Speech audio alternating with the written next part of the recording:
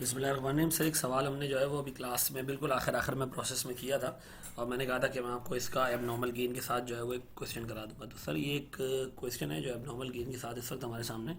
इसमें opening W I B 4000 unit है, ठीक है। 18,000 नए यूनिट स्टार्ट हो रहे हैं, तो total unit subject to process हो गया 22,000।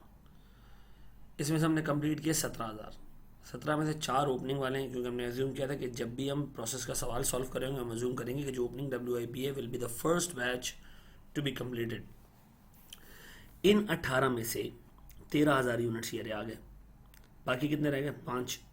5 में से 3.5 क्लोजिंग में, ठीक है। तो कितने रह गए? 1.5। अब 1,500 का टोटल लॉस हुआ है, लेकिन लॉस जो अलाउड था वो 2,000 यूनिट्स का था। इसका मतलब है सर जो जो 500 यूनिट का लॉस है वो जनरली लॉस हो जाता है। जब 500 यूनिट जो है जनरली लूज हो जाते हैं, हम लॉस कर देते हैं। लेकिन इस दफ़ा हमने वो लॉस बचा लिया, तो ये हमारा क्या जनाब? एबनॉर्मल गेन है।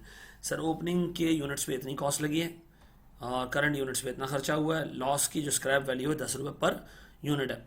लॉसेस 50% स्टेज ऑफ कम्प्लीशन पर डिटेक्ट हो रहे हैं, जबकि मेरा क्लोजिंग डब्ल्यू आई भी हम देख रहे होंगे कि सर 80% स्टेज ऑफ कम्प्लीशन तक पहुंच चुका। तो इसका मतलब है मुझे लॉस का या नॉर्मल लॉस का कॉलम बनाने की कोई ज़रूरत नहीं है। ठीक है जी सर, मैं स्टार्ट करता हूँ जनाब इसको सॉल्व करना। सबसे पहले मैं क्वांटिटी शेड्यूल बना लेता हूँ।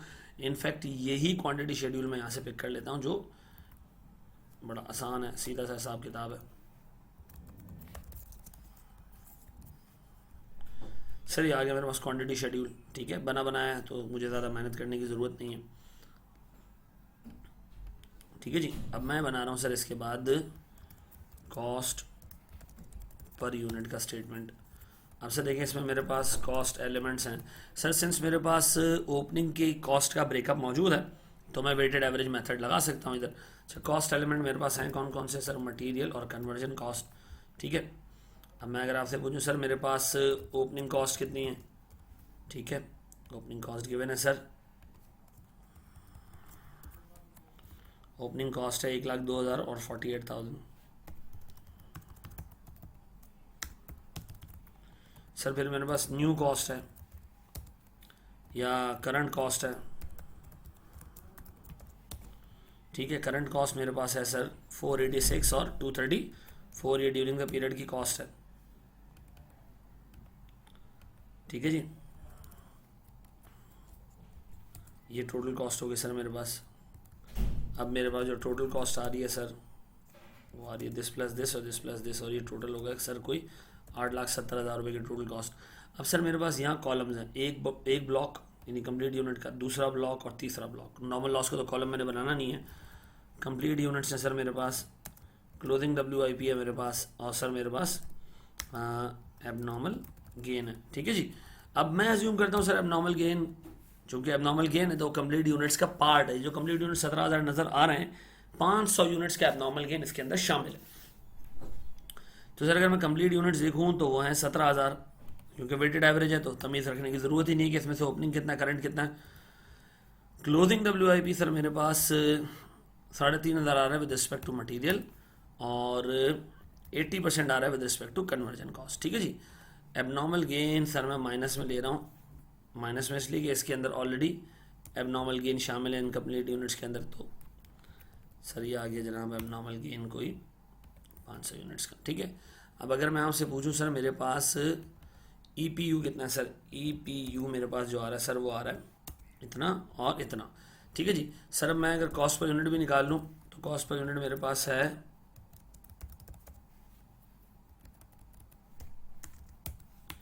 सर कोई 5,88,000 divide by this this this, और अगर मैं इसको एडअप करके टोटल निकालूँ तो सर अब इसके अंदर सिर्फ एक इशू है, वो ये है कि सर नॉर्मल लॉस की स्क्रैप वैल्यू लेस नहीं हुई है। तो सर अगर मैं नॉर्मल लॉस की स्क्रैप वैल्यू निकालूँ, scrap value of normal loss, sir कितना है sir normal loss? Sir 2,000 unit है नॉर्मल लॉस, स्क्रैप वैल्यू है 10 रुपये पर यूनिट के हिसाब। सर हमने पढ़ा था कि सर इसको हम मटेरियल की करंट कॉस्ट में से माइनस कर देंगे, माइनस कर लेते हैं जी इसको। तो सर हमारे पास अब कॉस्ट बन गई 43.01 रुपीज़ की। तो सर अगर अब मैं कॉस्ट अकाउंटेड फॉर बनाना शुरू करूँ तो मेरे पास सर ये 3 ब्लॉक्स हैं जो कॉस्ट जिनकी कॉस्ट अकाउंट फॉर होना है सर, ठीक है। सबसे पहला ब्लॉक मैं पिक कर रहा हूँ सर कंप्लीटेड यूनिट्स कितने हैं सर? Completed units sir 17,000। किस रेट से मैं इसको मल्टीप्लाई करूँ सर? This into 43.0। डन हो गया सर। फिर मैं कहता हूँ क्लोजिंग WIP। क्लोजिंग WIP कितना है सर? मटेरियल है सर और मेरे पास लेबर है। अच्छा, मटेरियल लेबर की सर जो यूनिट्स हैं वो हैं 3500 और 2800। ठीक है सर, इसको मैं मल्टीप्लाई करूँगा दिस इंटू दिस और दिस इंटू 14.61। डन। अभी आगे सर मेरे पास एक और कॉस्ट, ये हो गया सर मेरे पास कोई 140,312। अब मेरे पास सर एबनॉर्मल गेन। अब देखो एबनॉर्मल गेन में एक चीज़ याद रखना, मेरे पास एबनॉर्मल गेन है तो 500 यूनिट्स का, और इसकी वैल्यू अगर मैं 43.0 से देखूँ तो ये 71,500 है। लेकिन इस एबनॉर्मल गेन की वजह से मैंने रिकवरी लूज की है, जो नॉर्मल लॉस के तौर पे आमतौर पे यूनिट्स नॉर्मल लॉस होते, रिकवरी होती थी। इस दफ़ा रिकवरी नहीं हुई। मैंने अब तक एक कस्टमर को पूरे 20,000 की रिकवरी का बेनिफिट दिया।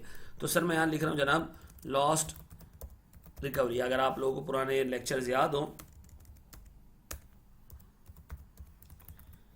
तो सर मैंने 500 यूनिट्स इंटू 10 रुपये, ठीक है। तो सर ये मैं अगर नेट करूँ तो मेरे पास 16,000 का नॉर्मल गेन आ गया। अब अगर मैं आपसे कहूँ तो सर मेरे पास टोटल वैल्यू जो अकाउंट फॉर हो रही है सर वो हो रही है अराउंड 8,55,000। हाँ इधर देखें सर, वाकई हमारा जो कैश नेट कैश आउटफ्लो वो भी इतना ही था। सर कॉस्ट चेक कर लेते हैं। अब बताओ सर मेरे पास ओपनिंग कॉस्ट कितनी है सर जो इस पीरियड में कैरी फॉरवर्ड हुई? सर ये 1,50,000। सर फिर मेरे पास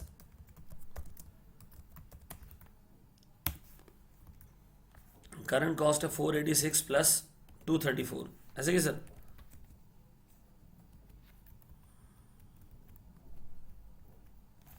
कॉस्ट आ गई ये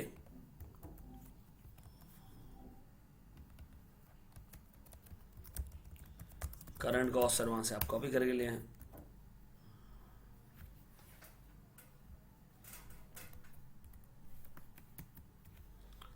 सर दिस प्लस दिस, ठीक है।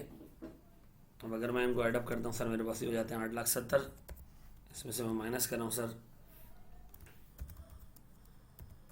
रिकवरी को 15,000 की। सर मेरे पास ये बिल्कुल टैली आ रहा है 8,55,000 रुपये का जो मैंने कॉस्ट इन कर किया नेट, ठीक। और ये कॉस्ट अकाउंटेड फॉर उससे टैली हो रहा है। अब सर अगर मैं प्रोसेस अकाउंट बनाऊँ तो सर मैं डेबिट्स को पॉजिटिव में रख लूँ और क्रेडिट्स को नेगेटिव में। तो सर मेरे पास ओपनिंग कॉस्ट है कितने की? 1.5 लाख की। सर मेरे पास मटेरियल जो ड्यूरिंग द पीरियड कंज्यूम है वो कितने का सर? सर वो है 486 का। सर मेरे पास जो कन्वर्जन कॉस्ट इस साल चार्ज हुई है वो 234 है। मैंने 466 यहाँ इसलिए नहीं लिया कि इसमें स्क्रैप वैल्यू लेस हुई हुई है, ठीक है। अच्छा सर ये आ गया मेरे पास ओपनिंग कॉस्ट आ गई सर, ये ड्यूरिंग द पीरियड की कॉस्ट आ गई। ये मेरे पास सारे डेबिट्स होगा, ठीक है। अब मैं ले रहा हूँ सर क्रेडिट्स में मेरे पास सर क्या है जनाब? कंप्लीट यूनिट्स, उनकी वैल्यू है सर 731,194, ठीक है। क्लोजिंग WIP है सर हमारे पास कितने का? 143,112, ठीक है। सर हमारे पास एबनॉर्मल गेन है क्रॉस वैल्यू पे सर 21,506। सर अगर मैं इनको ऐड करता हूँ तो मेरे पास 8 लाख। अच्छा फिर मेरे पास एक और चीज़ भी है सर, नॉर्मल लॉस रिकवरी। कितने यूनिट हमने सर नॉर्मल लॉस के अपने कस्टमर पर ट्रांसफ़र किए सर? 2,000 इंटू कितना जी? 2,000 इंटू 10, ठीक है। अच्छा ऊपर एक चीज़ हम एडजस्ट करना भूल गए, वो सर एबनॉर्मल गेंस कितने के सर? एबनॉर्मल गेंस के 500 यूनिट्स हैं और वो फुल जो है ना जो कॉस्ट पर यूनिट है 43.01 इस पे आएगा सर।